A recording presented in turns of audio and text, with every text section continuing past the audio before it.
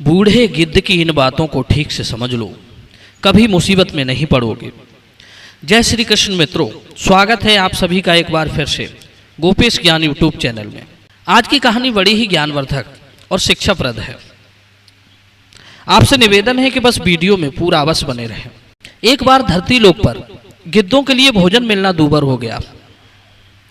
भोजन की तलाश में वे चारों तरफ घूम लिए, पर उन्हें कहीं भी भोजन नहीं मिला। एक दिन गिद्धों की मंडली उड़ते उड़ते समुद्र के बीच एक छोटे से द्वीप पर पहुंच गई। वहां पहुंचकर उन्हें स्वर्ग के सुख का अनुभव होने लगा, क्योंकि वहां उन्हें हर प्रकार के जीवों का भोजन उपलब्ध था। तरह तरह की मछलियां, तरह तरह के समुद्री जीवों को पाकर गिद्ध बड़े प्रसन्न हुए। किसी तरह की उन्हें वहां कोई दिक्कत नहीं थी, न किसी तरह का भय, न कोई खाने की समस्या। ऐसे स्थान पर पहुंचकर वे सब बहुत खुश थे। कोई कोई कह रहा था, वाह कितना सुंदर स्थान है, अब हम यहाँ से कहीं नहीं जाने वाले, क्योंकि यहाँ पर बिना मेहनत किए ही बैठे बैठे खाने को मिल रहा है। और क्या चाहिए। अब तो सारे गिद्ध उस द्वीप के ऊपर बड़े आनंद से रहने लगे, क्योंकि भोजन के लिए उन्हें कहीं जाना नहीं पड़ता था। सबके दिन बड़े मस्ती में बीत रहे थे। इस प्रकार जब उन्हें कुछ दिन बीत गए तो एक दिन उस मंडली में से एक बूढ़ा गिद्ध उन्हें समझाने लगा, देखो भाइयों, अधिक सुख भी मुसीबत का कारण बन जाता है। जब व्यक्ति के पास हर प्रकार का सुख साधन होता है तब वो आलसी हो जाता है, किसी भी काम में उसका मन नहीं लगता, वो हमेशा आराम से मिलने वाले सुख का आदी हो जाता है। एक बात तो सच है, प्रशंसा, पुरस्कार और उपलब्धियां हमेशा कठिन कामों से ही प्राप्त होती हैं। आसान कामों से कभी यश और कीर्ति नहीं फैलती। फिर भी सब लोग आसानी से होने वाले कामों को ही महत्व देते हैं। सहजता से होने वाले कामों से उनके अंदर की योग्यता और प्रतिभा दोनों छुपी रहती हैं, क्योंकि हम उन्हें वो अवसर ही नहीं देते जिसकी वजह से इनमें निखार आता है, जिसकी वजह से ये विकसित होती हैं। बूढ़ा गिद्ध कहने लगा, बच्चों, हम लोगों को ऊंची उड़ान और ना चूकने वाले बार के लिए जाना जाता है, पर जब से हम लोग इस टापू पर आए हैं, सबके सब आराम से मिलने वाले भोजन की वजह से हम अपनी शक्ति, क्षमता और अभ्यास को खोते जा रहे हैं। सब आराम पसंद हो गए हैं। इस आराम की वजह से हम उड़कर शिकार करना भूलते जा रहे हैं। पहले हम बहुत ऊंची उड़ान भरते थे, अब हम ज्यादा ऊंचा उड़ भी नहीं पाते हैं, और ये सब हमारे भविष्य के लिए अच्छा नहीं है। अधिक आराम और सुख पाकर हम अपने आप को भयानक मुसीबत में डाल रहे हैं। एक बात बताऊं बंधुओं, जो लोग आसान काम चुनते हैं वे अपनी हार को पहले ही चुन लेते हैं।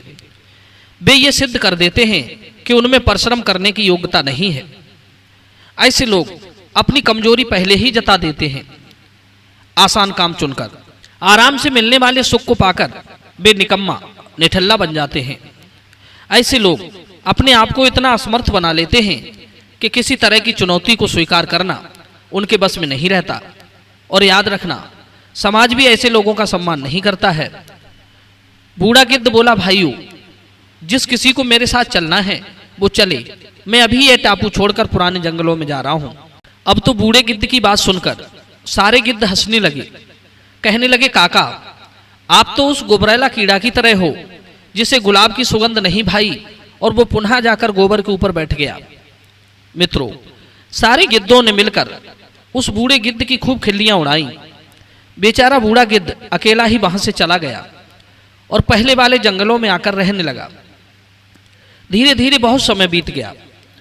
एक दिन उसने सोचा कि मुझे अपने साथियों से अलग हुए काफी समय हो गया है, चलकर देखना चाहिए कि उनके क्या हाल हैं। यही सोचकर बूढ़ा गिद्ध समुद्र के उसी टापू पर गया तो उसने देखा कि वहां पर रहने वाले ज्यादातर गिद्ध मर चुके हैं और कुछ घायल अवस्था में पड़े थे। उसने पूछा, क्यों भाई, ये सब क्या देख रहा हूं। घायल पड़े गिद्धों ने बताया, काका, ये सब आपकी बात ना मानने का परिणाम है।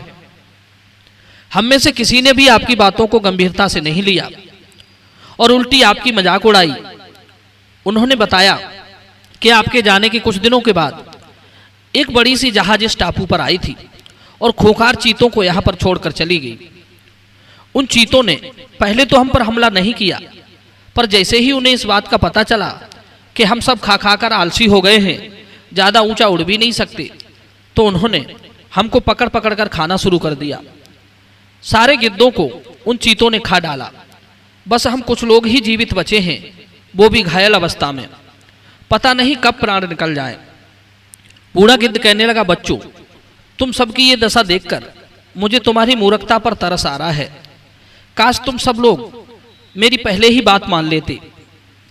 कहते हैं परमात्मा ने हमें जिस शक्ति, योग्यता और बुद्धि बल के साथ यहाँ भेजा है, यदि हम उन शक्तियों को काम में ना लाएं तो धीरे धीरे वे सारी शक्तियाँ नष्ट हो जाती हैं।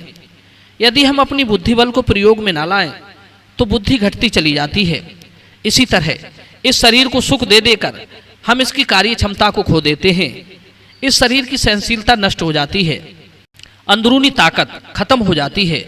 इसलिए किसी भी परिस्थिति में हमें अपने अभ्यास को नहीं छोड़ना चाहिए, हमें अपनी कार्यशैली का त्याग नहीं करना चाहिए।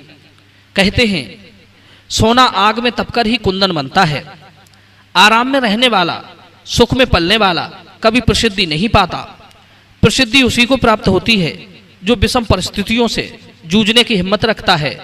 तभी उसमें आत्मविश्वास आता है, तभी उसमें अनुभव आता है, तभी उसकी काबिलियत का पता चलता है।